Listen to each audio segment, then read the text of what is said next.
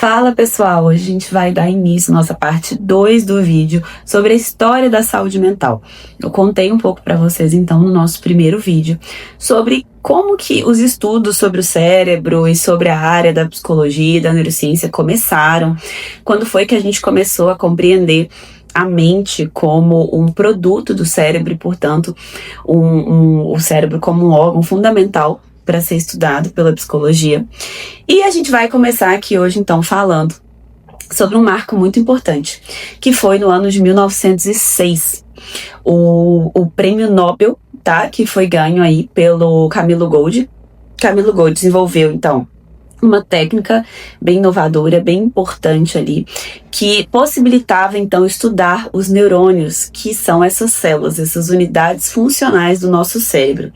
Então, são microscópicos, né? São muito pequenas essas células. E, portanto, a gente não tinha tanta tecnologia, tanto recurso para conseguir estudar essas células. E a partir dessa técnica que o Camilo Golgi formulou, né? A gente começou a ser possível, então, fazer esse estudo dos neurônios, e ele ganhou um prêmio Nobel por isso, tá? Na verdade, ele defendia a tese ainda nesse momento de que o nosso cérebro seria composto apenas por um grande neurônio, como se a gente tivesse esse neurônio enorme aí, né, que fosse o único que compusesse ali o nosso cérebro.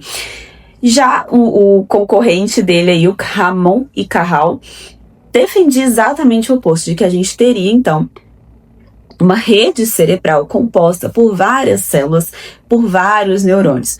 Hoje a gente sabe que Ramon e Cajal estavam certo, mas ambos foram muito revolucionários, muito importantes nesses estudos iniciais ali sobre os neurônios, para vocês verem como isso é recente, né? Foi em 1906 que aconteceu que o Golgi ganhou esse prêmio Nobel. Então, se não me engano, esse prêmio foi dividido por eles dois, né? Tanto pelo Golgi quanto pelo Ramon e Cajal. Os dois ganharam aí prêmios notáveis por essas descobertas e por esses estudos nessa área dos neurônios. Aqui é só uma imagem para mostrar para vocês, então, que existe uma diferença entre a estrutura ali dos neurônios de uma pessoa saudável para uma pessoa que tem um quadro de esquizofrenia. Então, no neurônio saudável, a gente percebe mais espinhas dendríticas, certo? Mais espinhas sinápticas ali, né? Ou seja, esse neurônio saudável, ele faz mais sinapses do que um neurônio de uma pessoa, de um paciente que tem esquizofrenia. E é importante dizer que quanto mais episódios de surto a pessoa com esquizofrenia ou com outro transtorno psicológico tem, maior é essa perda. Ocorre realmente perda neuronal e perda de sinapses, o que vai levando a um prejuízo funcional muito significativo para essa pessoa. Por isso que a gente precisa do acompanhamento, do tratamento medicamentoso nesses casos, nesses quadros, tá? Porque essa atividade cerebral descoordenada vai gerando essa perda neuronal e pode provocar sequelas graves para esse sujeito ao longo da sua vida. Já que começamos a falar sobre sinapses, então, seguindo aqui a nossa cronologia, em 1987, o Charles Sherrington cunhou esse termo sinapse. Tá? Então, a gente sabe que a sinapse é a comunicação entre dois neurônios, e foi ali, nesse ano, que ele cunhou esse termo. A gente começou a denominar dessa maneira a comunicação neuronal. Em 1903, foi o momento ali que o Pavlov, ele descobriu o condicionamento clássico. Se você é estudante de psicologia ou formado em psicologia, você já conhece aí os cães ali de Pavlov, né? Ele desenvolveu ali um estudo demonstrando esse comportamento e essa forma de aprendizado do condicionamento clássico, que também foi conhecido como condicionamento pavloviano, tá? Isso foi um experimento, um estudo bem importante aí na área de comportamento, e ele explicou a partir desses estudos o aprendizado por associação, que até hoje a gente utiliza esse raciocínio aí para trabalhar com diversas questões da clínica. Em 1906, o não sei pronunciar esse primeiro nome dele, mas Alois Alzheimer, tá? Descreveu uma neuropatologia e pelo sobrenome dele, você já pode imaginar qual que foi. Então, ele descreveu a neuropatologia do Alzheimer, que até hoje a gente tem algumas lacunas, assim, a gente não compreende diversas questões sobre o Alzheimer ainda, é um quadro que está em constante estudo, em constante pesquisa para a gente entender melhor, assim, né, possíveis tratamentos, prevenção, possíveis, né, quem sabe, talvez com esperança aí, uma possível futura cura, tá, para esse quadro de Alzheimer. Seguindo na nossa história, em 1930, e depois ali em 1950, houve esse salto, né, ali estava se estudando sobre isso durante essas décadas, foi descoberto então como que os neurônios conversam, tá? A partir do neurotransmissor acetilcolina. Então, descobriu-se que essa comunicação neuronal era feita a partir desse neurotransmissor, por um estudo bem legal que depois eu posso descrever aqui com um pouco mais de detalhe como é que foi feito e como é que foi feita essa descoberta. Importante dizer que de 1900 a 1980 houve a ascensão do behaviorismo, que é essa linha aí tão importante, né, comportamental da psicologia com a qual a gente trabalha até hoje, claro, sofreu adaptações, mas houve essa ascensão ali nesse momento. Em 1949, o Donald Hebb descobriu que neurônios que disparam juntos se fortalecem juntos. Então, é uma descoberta aí que tem relação com memória e aprendizado. Ele descobriu, então, que existe ali um processo que acontece no cérebro, de que quando os neurônios, uma rede de neurônios dispara junto, como se eles ganhassem força mesmo. E isso é importante para a consolidação das nossas memórias e do nosso aprendizado. Então, foi mais uma descoberta aí feita sobre esse comportamento aí dos neurônios, tá? Na década de 50 e de 60 houve um boom assim desses estudos de neurociência, então foi realmente um momento que os estudos expandiram, que foram feitas novas descobertas. Foi um momento que compreendeu-se melhor a questão da neuroplasticidade, que é essa mudança estrutural que o nosso cérebro passa via experiência. Então, sempre que a gente adquire um novo aprendizado, a gente tem novas experiências, o nosso cérebro se modifica estruturalmente, de forma estrutural. Então, isso é muito incrível, né? A gente pensar que o nosso cérebro está em constante mudança e o que a gente faz, as experiências que a gente tem, as escolhas que a gente toma, vão influenciar diretamente nessa estrutura do nosso cérebro. Então, foi mais ou menos ali nessa década de 50, 60, que essas descobertas foram feitas. Inclusive, estimular o cérebro com diferentes experiências, com diferentes ambientes, né, ao longo da vida, é algo tão importante. Fortalecer essa neuroplasticidade é algo tão fundamental que privar o cérebro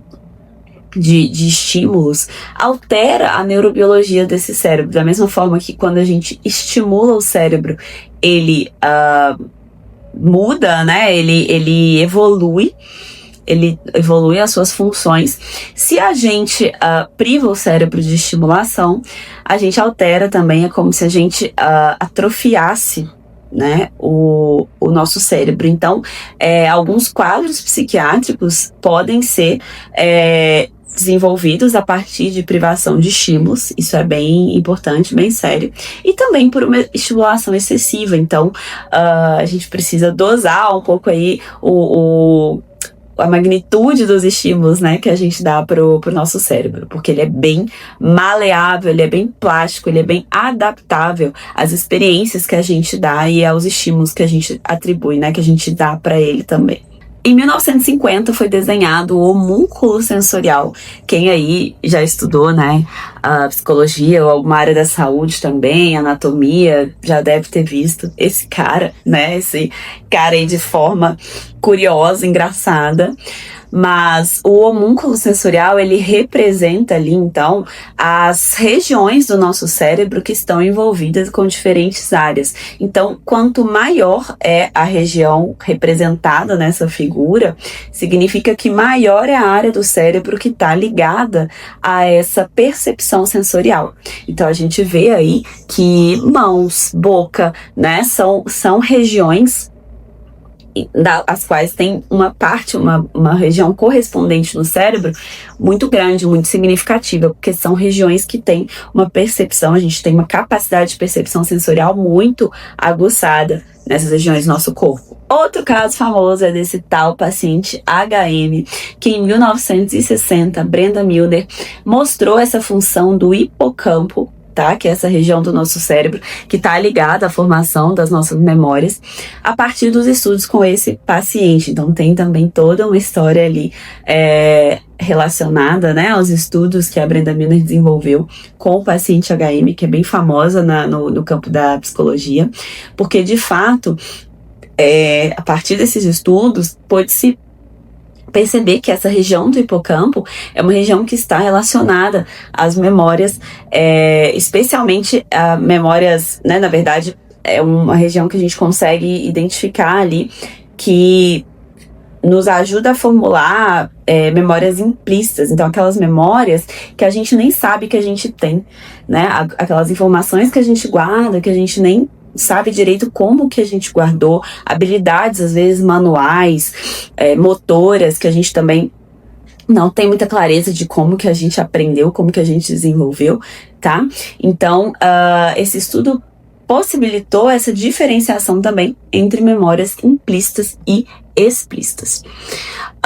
Em 1960, 1970, o Aaron Beck, então, ele tenta provar que Freud estava certo. Então, para quem não sabe, o Aaron Beck, pai da terapia cognitivo-comportamental, essa figura tão importante para nós que trabalhamos com a TCC, ele veio da psicanálise, ele estudava psicanálise, e ele começou a fazer estudos e a desenvolver pesquisas para mostrar que Freud estava certo quando ele afirmava ali que a depressão se tratava de uma repressão de sentimentos hostis para o inconsciente, né? Então, o Aaron Beck queria demonstrar isso cientificamente, queria demonstrar isso na prática, né? Então, que ele dizia basicamente, né, o Freud colocava ali, que a depressão, então, eram esses sentimentos aí reprimidos, né, no inconsciente, que eventualmente retornariam em forma de sintomas para o consciente, tá? Mas Aaron Beck não conseguiu provar isso, não conseguiu provar ali na prática essa teoria.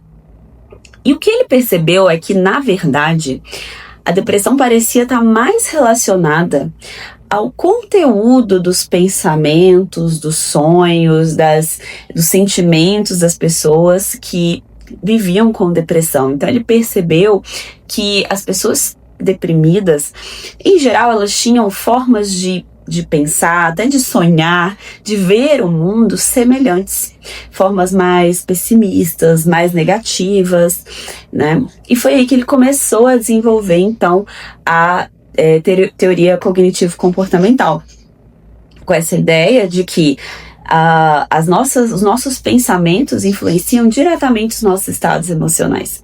Então, muitas vezes, a maneira como eu interpreto determinadas situações vai ser ainda mais relevante para a maneira como eu me sinto do que a situação em si. Por isso que muitas vezes, mesmo vivenciando situações semelhantes, pessoas têm reações, emoções e comportamentos tão diferentes, porque isso passa pela capacidade interpretativa, pelo temperamento, pela personalidade, pela história de vida e experiências que cada um de nós vive.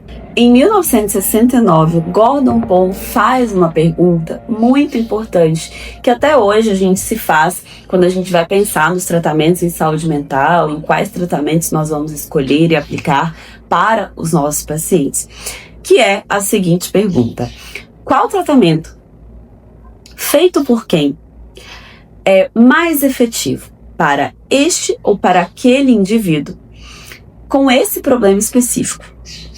E sob qual conjunto de circunstâncias e como ele acontece?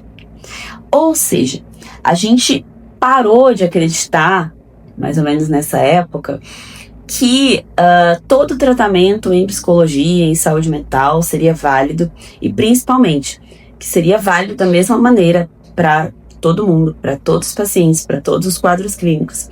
E a gente passou então a pesquisar mais tratamentos empiricamente sustentados que realmente nos mostrassem ali efetividade para os diversos quadros clínicos, né?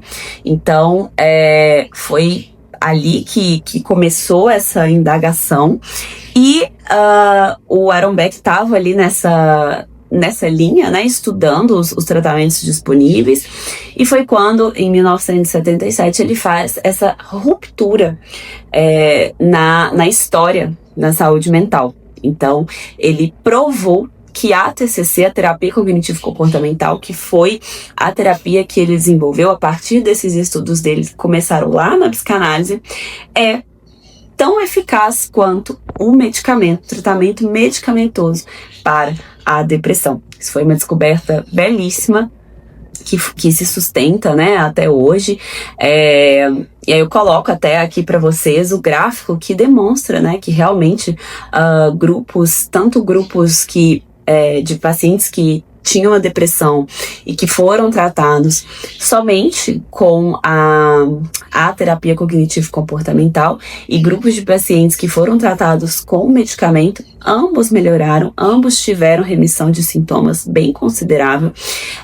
Inclusive, a gente pode entender que a terapia cognitivo-comportamental ela teve até uma melhora superior a longo prazo, e esses dois tratamentos combinados é o melhor dos mundos. Alguns casos de depressão poderão ser tratados apenas com a terapia, não necessariamente vão precisar da medicação, mas a combinação dos dois costuma ter uma eficácia aí muito grande, muito significativa nesses quadros desses pacientes com depressão. Então essa foi uma descoberta que realmente trouxe a terapia para outro patamar. Então, se a gente pode ser comparado com tratamentos medicamentosos, com tratamentos que vão mexer mesmo na biologia e na química ali do cérebro dos pacientes, é porque se trata mesmo de intervenções de um tratamento muito poderoso. A TCC, portanto, se consolidou como uma terapia com boas evidências sólidas aí de eficácia, e hoje existem diversas meta-análises que comprovam que a TCC ela costuma inclusive ter mais benefícios para o tratamento da depressão do que antidepressivos de segunda geração. Então até coloco aí para vocês o quadro que nos mostra isso. Tá? Então foi um avanço tremendo aí para nós, para nossa área. Em 1977, a gente tem a primeira meta-análise mostrando a eficácia das psicoterapias. E nesse estudo, os resultados apontavam algo que hoje a gente sabe que não é verdade, né? Mas naquele estudo, foi apontado ali que todas as terapias funcionavam de forma semelhante. Mas depois que essa meta-análise foi avaliada com cuidado, foi realmente vista com o nível de cautela e de rigor que ela precisava ser avaliada, percebeu-se ali que essa meta-análise tinha diversos problemas metodológicos que obviamente enviesavam esses resultados. Então, a principal contribuição dessa meta-análise foi pela diferenciação entre os fatores comuns e os fatores específicos das diferentes terapias.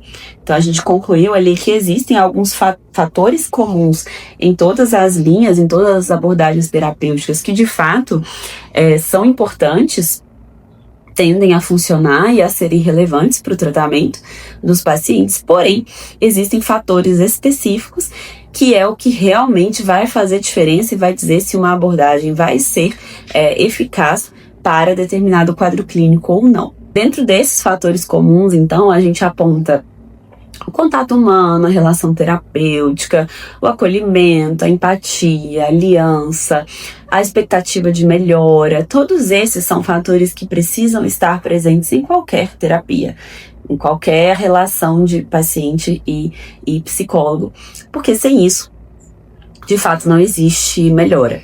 Porém, nos fatores específicos, a gente vai ver técnicas, procedimentos específicos de cada abordagem que aí sim vão diferenciá-las muito e dizer qual é superior para determinados quadros mais específicos. Isso até gerou uma divisão dentro da psicologia, que foi a divisão 12 e a divisão 29 da APA. Então, em 1998, a divisão 12 da APA, ela publicou uma indicação ali de práticas clínicas dentro da psicologia defendendo os fatores específicos, como se apenas os fatores específicos fossem importantes e relevantes para a prática clínica. E já a divisão 29 da APA, ela publica diretrizes mais individualizadas, então elas defendem mais esses fatores comuns. Hoje a gente já sabe que ambos são importantes. Os fatores comuns não existem sem os fatores específicos e vice-versa.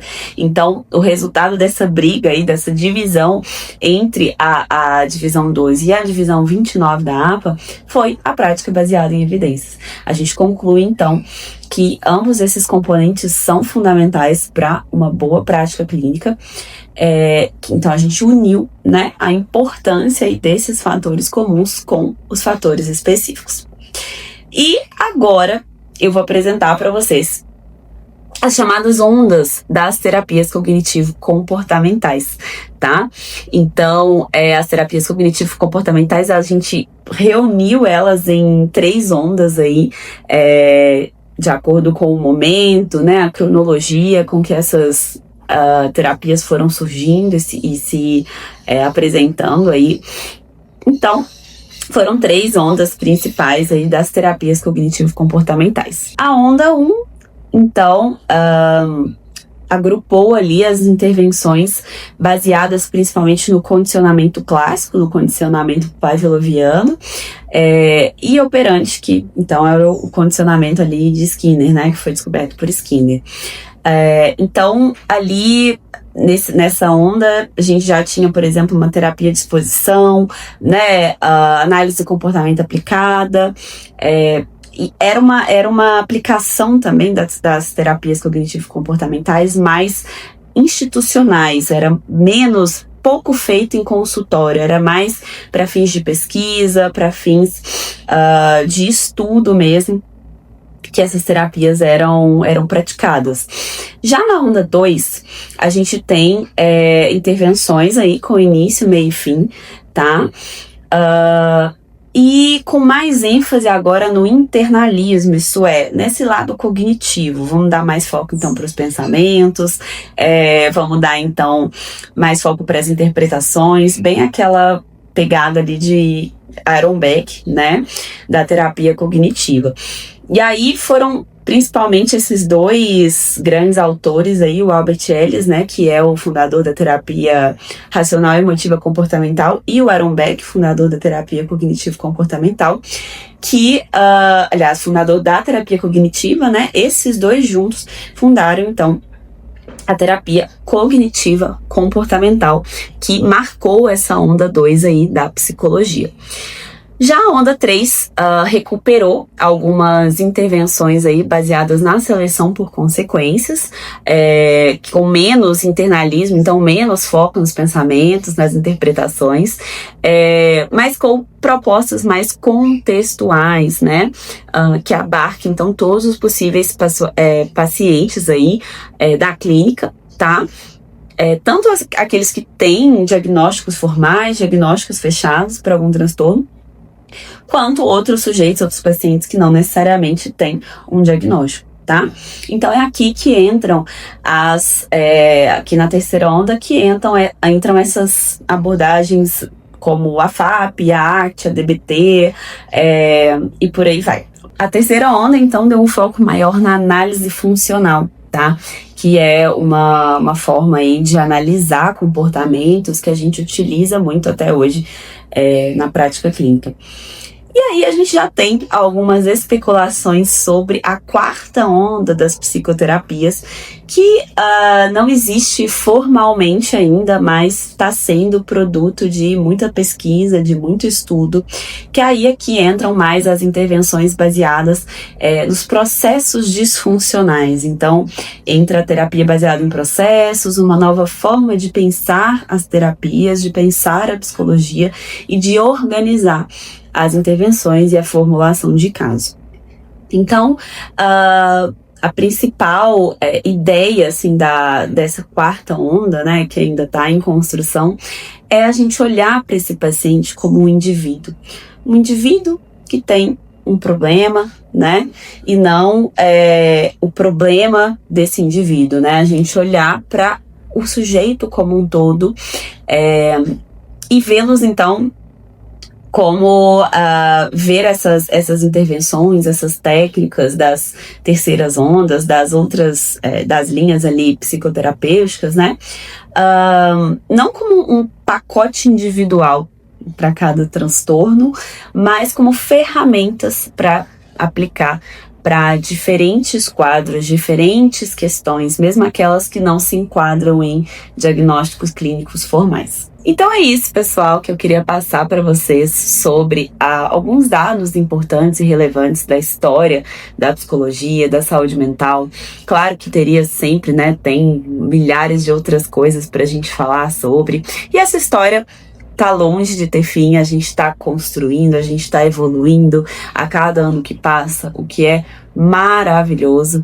Então, queria passar um pouco disso para vocês e convidá-los a unirmos forças e continuarmos evoluindo e indo na direção de uma psicologia mais científica, de uma psicologia baseada em evidências, mais ética, com mais compromisso com os nossos pacientes e com a melhora dessas pessoas que merecem tanto o melhor do nosso trabalho. Deixa aqui embaixo nos comentários as suas sugestões, dúvidas, que eu vou ficar muito feliz em responder, ok? Até os próximos vídeos. Um beijo!